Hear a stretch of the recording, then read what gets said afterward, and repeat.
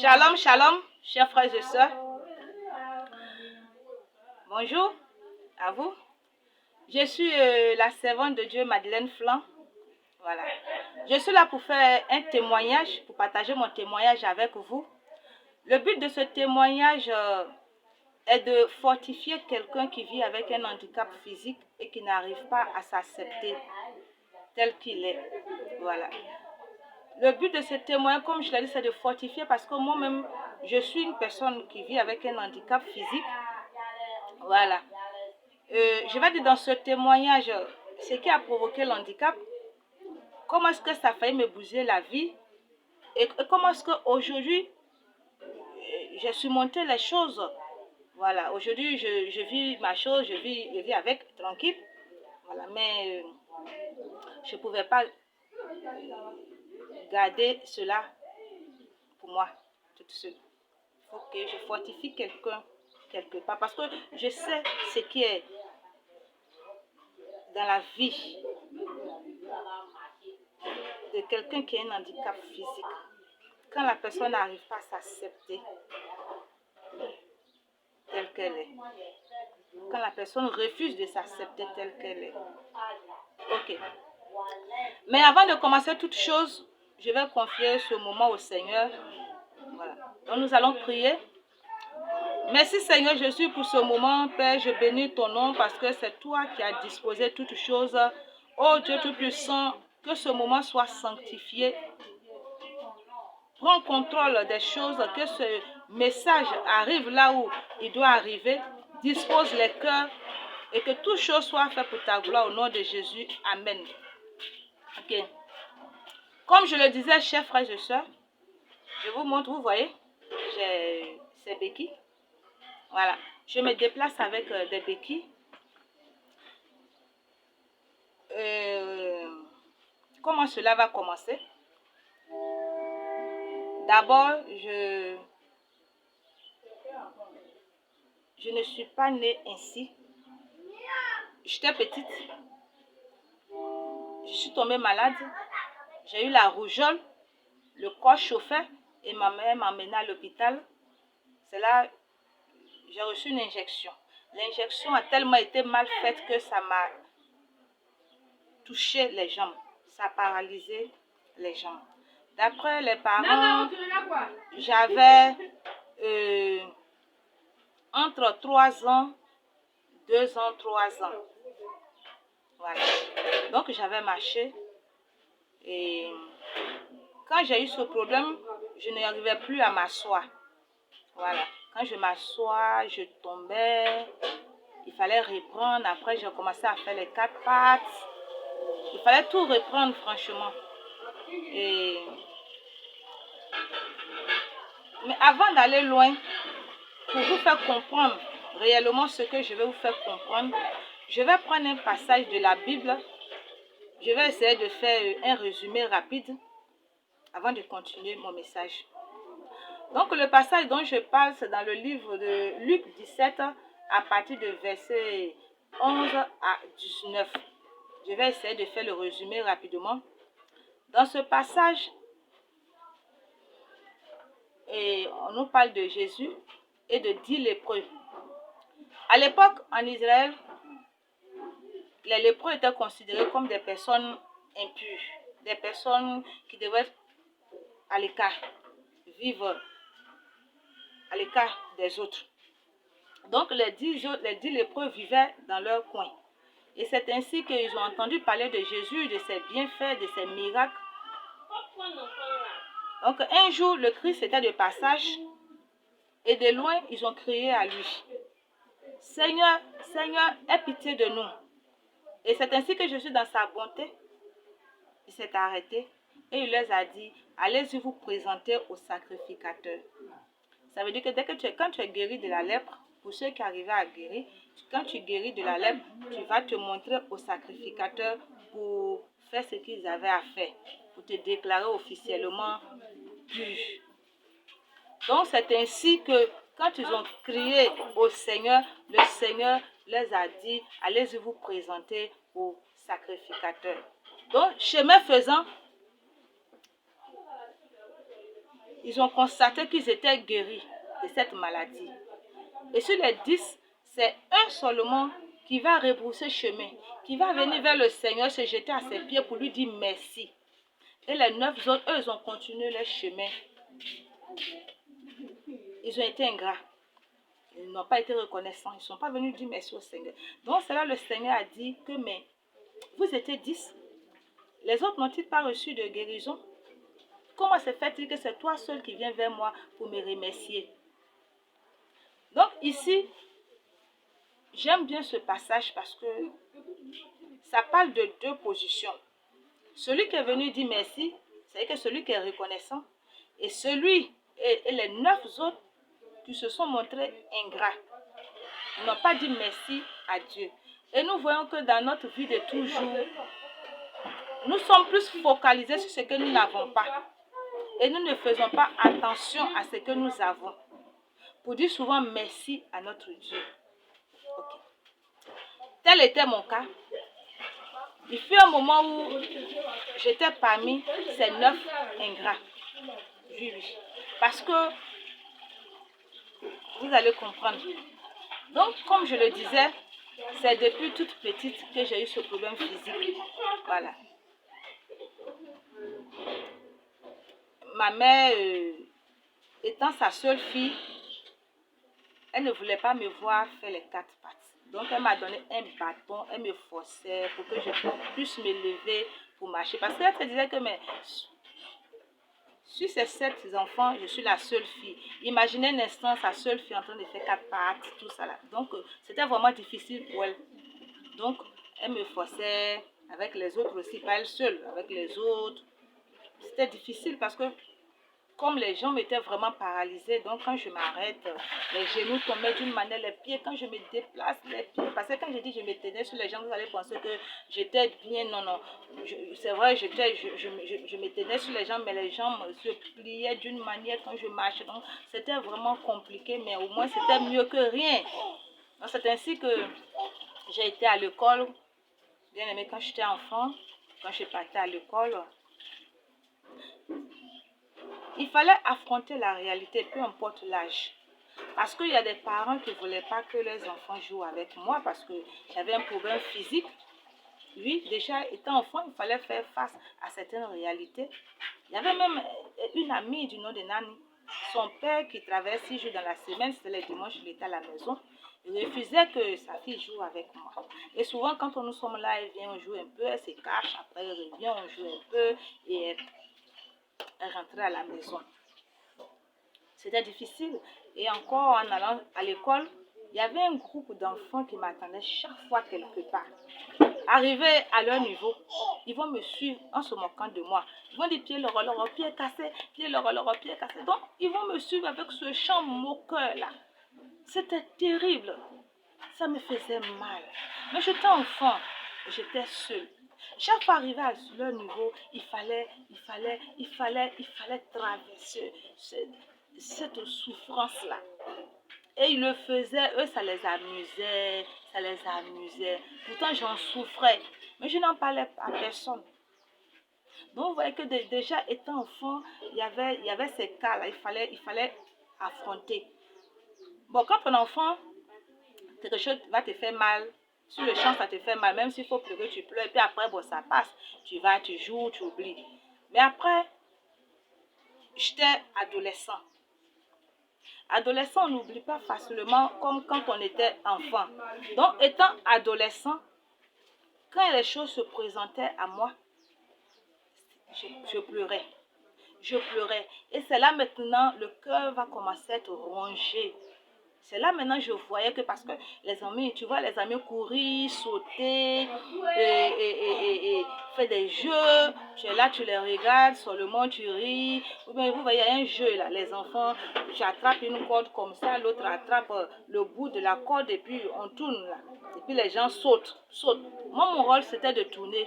Je tournais pour les autres chaque fois. Eux ils sautaient, moi je tournais. Vraiment. Devant eux, il n'y a pas de problème, je ris comme si de rien n'était, alors qu'en cachette, il y avait une souffrance qui était cachée derrière ce rire que je affichais. Voilà. Donc c'est ainsi que, étant jeune fille maintenant, voici la période qui était difficile, la période de jeune fille. Vous savez que tu es jeune fille, tu vois tes amis jouer. Ils ont des petites amies. Il y a des moments, il y a des soirées. Il faut aller à la soirée avec ton ami, tout ça là. C'est là maintenant, la souffrance va s'atténuer. Oui, les choses vont s'amplifier. C'est là maintenant, il fallait m'accepter. Mais c'était difficile, je ne pouvais pas. Parce que je voulais faire comme les jeunes filles de mon âge. M'amuser, avoir un ami, voilà. C'était vraiment pénible pour moi. Et c'est là, je pleurais. Ma vie était devenue maintenant un calvaire. Je pleurais, je pleurais, je pleurais. Franchement, mon cœur saignait. Pourquoi est-ce que je pleurais? Parce que par rapport aux autres personnes que je vais évoquer tout à l'heure, moi les gens me draguaient. Voilà, les gens venaient, les jeunes venaient vers moi, ça me draguait. Mais je me sentais dans l'obligation de les refouler chaque fois. Parce que je me disais que ce n'était pas possible. Comment est-ce qu'on peut aimer quelqu'un qui a un problème physique, avec toutes ces belles filles autour là? Pourquoi est-ce qu'on pouvait venir vers moi? Moi, c'est vraiment, je pouvais aimer. Mais quand même, vraiment, je trouvais cela pas vrai. Voilà, donc, quand quelqu'un me drague, je peux l'aimer, hein, mais je me sens dans l'obligation de le repousser. Pourquoi? Parce que, en principe, tu aimes quelqu'un. Et les choses se passent de telle sorte que cette personne vient vers toi. En temps normal, c'est une grâce. Tu acceptes, naturellement.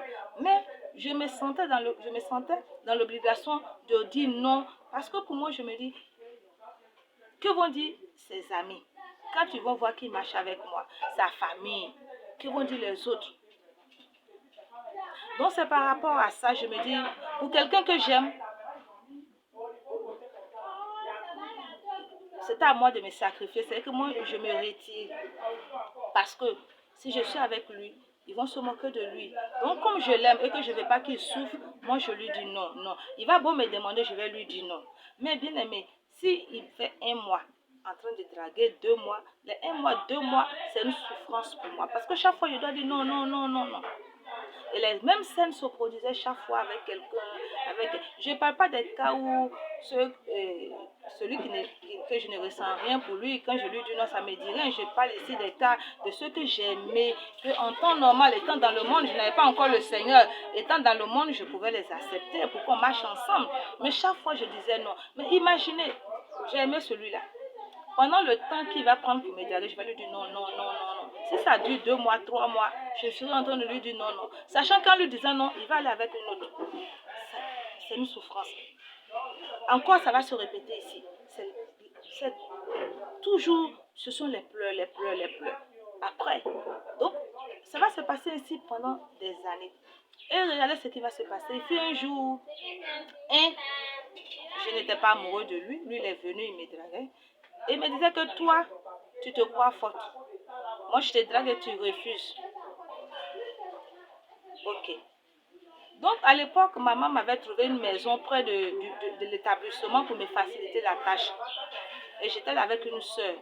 Voilà. Donc, c'est ainsi le frère, il avait préparé quelque chose dans la tête. Il est venu un jour me rendre visite un soir. On a causé. Après, il fait nuit, il ne veut pas rentrer. Je lui ai dit, mais rentre, il fait nuit. Il ne veut rien savoir, il ne veut rien savoir. Or, il avait préparé quelque chose, il avait nourri quelque chose dans la tête. Il savait que la chambre dans laquelle j'allais dormir, la porte avait un problème de clé. Donc, c'est ainsi que la nuit, puisqu'il a refusé de rentrer, à un moment donné, il me dit que lui, il ne va pas parce qu'il se fait tard. Et bon, je sais qu'il se faisait tard. Donc, bon, je me suis dit, bon, ça, il va se débrouiller au salon. La nuit, il rentre. Et c'est ainsi le premier homme que je vais connaître, c'est par le viol. Il m'a violé. Et il m'a menacé, il m'a dit, si tu dis à quelqu'un, je vais dire que tu étais partante. Que c'était d'un commun accord, on a eu à le faire. Parce que, ils vont dire, mais pourquoi est-ce qu'il était dans ta maison? Pourquoi tu as accepté? Tu ne l'as pas mis dehors. Donc, je vais dire que tu étais partant. Donc, ça fait que je n'ai pas parlé de cela à quelqu'un. Mais je l'ai haï tout mon cœur, de tout mon cœur, de tout mon cœur. Après, c'est passé.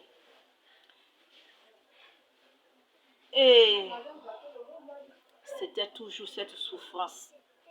Mais je vous assure que j'arrivais à planter un décor.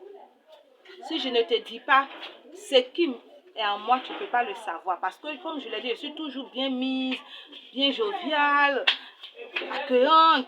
Alors que derrière ce décor que j'imposais aux gens, se cachait quelqu'un qui a le cœur qui saignait à tout bout de champ pendant des années. À un moment donné, je suis allée chez mon frère à Boaké. Bon, j'ai intégré une association des personnes vivant avec handicap physique. C'est à partir de là que je vais comprendre quelque chose. Il y avait de jolies filles, de jolies femmes qui ne pouvaient pas se tenir sur les jambes, qui mettaient leurs chaussures dans la main et qui faisaient les quatre pattes. Des hommes, des jeunes qui faisaient quatre pattes. Il y avait les aveugles, il y avait des sourds-muets. Il y a des gens vraiment, des cas très pénibles.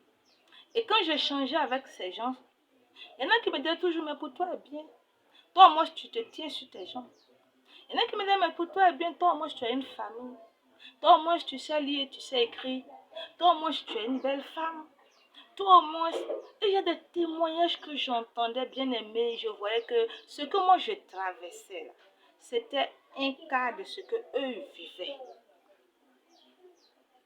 Et quand je vois des gens, des mamans en train de faire quatre pattes, mais donc c'est comme ça que j'allais faire si on ne m'avait pas aidé pour que je me tienne levée. Bien aimé, il faut souvent dire merci au Seigneur. Toi qui m'écoutes, où est-ce que tu te situes?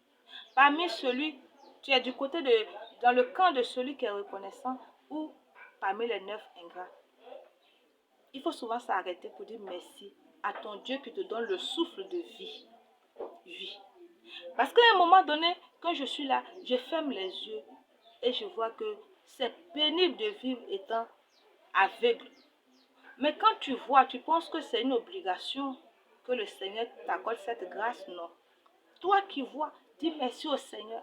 Parce qu'il y a des gens autour de toi qui ne voient pas. Toi qui arrives à marcher, donc tu peux sauter 1000 fois par jour. Moi, je ne connais pas cette joie. Sauter comme cela. Là. Et puis soulever les deux pieds, là, les deux pieds décollent du sol. Moi, je n'ai jamais fait. Je suis dans la quarantaine, mais je n'ai jamais sauté. Sauter comme ça. On saute là. Moi, je n'ai jamais fait. Alors que toi, tu peux le faire. C'est une grâce. Dis merci à ton Dieu. Tu entends? C'est une grâce. Quand je vois souvent au cours des louanges, on dit aux gens, levez-vous pour danser, et puis il y a des gens qui sont assis, peut-être qu'ils ont trop réussi, peut-être qu'ils sont des chocos, peut-être qu'ils n'ont pas trop le temps de se lever pour danser. Il dit, bon, tu as des pieds, tu as des jambes. Toi, tu peux marcher. Et tu ne peux pas te lever pour dire merci à Dieu avec des pas de danse. Moi, je me lève, je prends ma béquille, j'essaie de bouger quand même, j'essaie de bouger un peu, voilà. Donc, au début, quand tu me parles de Seigneur, tu me dis, donne ta vie au Seigneur, que Jésus t'aime. Mais tu vas avoir des problèmes avec moi. Je vais couper avec toi, je vais te haïr. Je vais te dire, mais comment est-ce qu'il peut m'aimer? Je te dis que je souffre, je te dis que je pleure. Je te dis que je suis différente des autres. Et tu me dis que Jésus m'aime. S'il m'aimait, tu crois que c'est comme ça que ça allait être?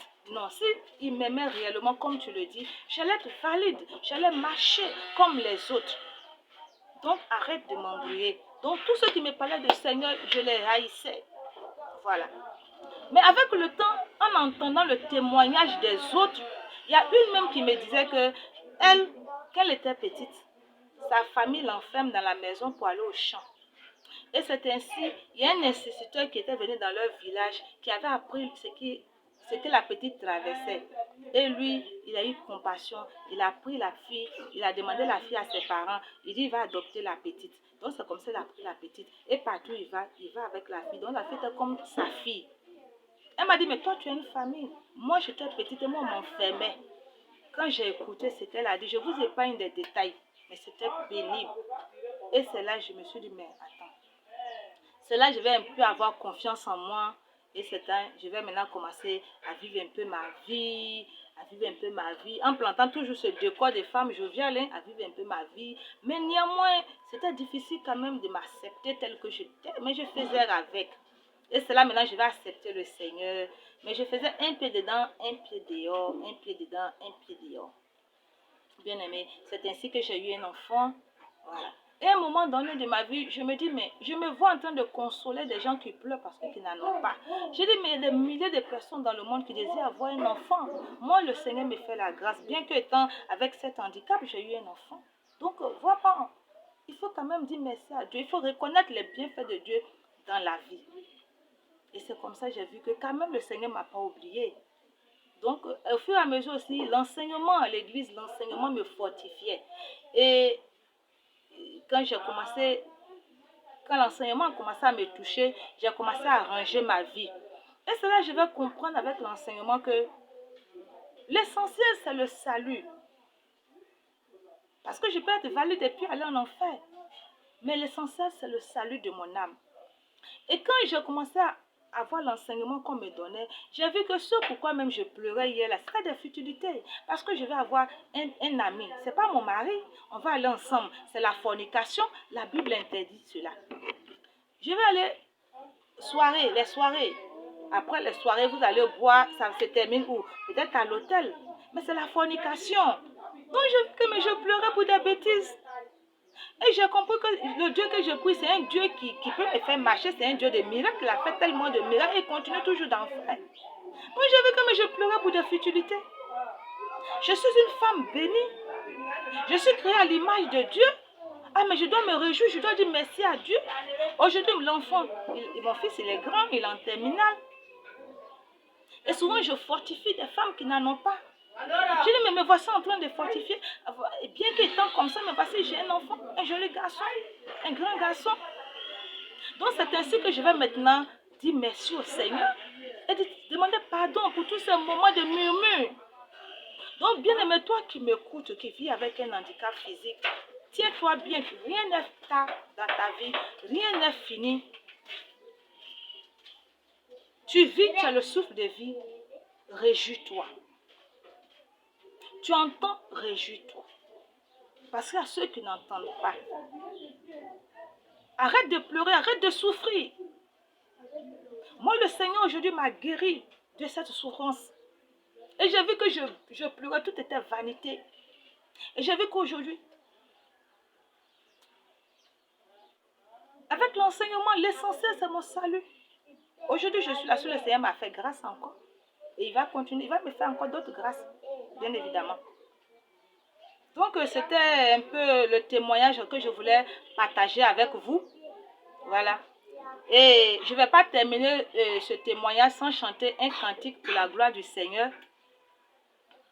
Je vais prendre un cantique populaire, un cantique qui est connu de tous. Vous allez m'accompagner, on va chanter ensemble. Pour ceux qui ne connaissent pas ce cantique aussi, vous pouvez méditer les paroles, disposez-vous. Donc, voici. Gloire à Dieu qui règne dans les cieux. Alléluia. Gloire à Dieu qui règne dans les cieux. Alléluia. Que tout le monde chante Alléluia. Alléluia. Tout le monde chante Alléluia. Alléluia. Alléluia. Alléluia. Alléluia. Name Yeshua inuwe mabo. Nkome Yeshua inuwe ne. Agbidawe inuwe mabo. Agisigon inuwe ne. Inuwe, inuwe, inuwe, inuwe, inuwe, inuwe, inuwe, inuwe. Mon Seigneur Jésus-Christ m'a délivré de ce poids qui me rongeait le cœur. Mon papa Yahvé m'a délivré de ce poids qui me polluait la vie. Aujourd'hui, j'ai la paix du cœur. Aujourd'hui, j'ai la joie en moi. Aujourd'hui, je me sens comblée. Aujourd'hui, je me sens libérée. Merci Jésus, merci, merci, merci. Merci Yahweh, merci, merci, merci. Mon papa Jésus-Christ est Dieu. Hey. Moi, mon papa là est puissant. Mon sauveur Jésus est roi. Mon Seigneur là est puissant. Il m'a lavé, Jésus m'a nettoyé. Il m'a délivré, il m'a libéré. Il m'a restauré, il m'a consolé. Oh. Il m'a soulagé, il m'a rétabli. Disons-lui merci. Oh. Disons-lui merci, car il est bon, Jésus est bon, il est puissant, mon papa est puissant. Alléluia, alléluia, alléluia, alléluia. Puissant il est, alléluia, glorieux il est, alléluia, merveilleux il est, alléluia, béni il est, alléluia. Bien aimé, c'était là mon témoignage. Et je demande à tous ceux qui ont aussi des témoignages qui peuvent fortifier quelqu'un, des moments, des vidéos pour exalter. Si vous avez des témoignages, faites-moi parvenir vos vidéos, des exhortations, oui, faites-moi.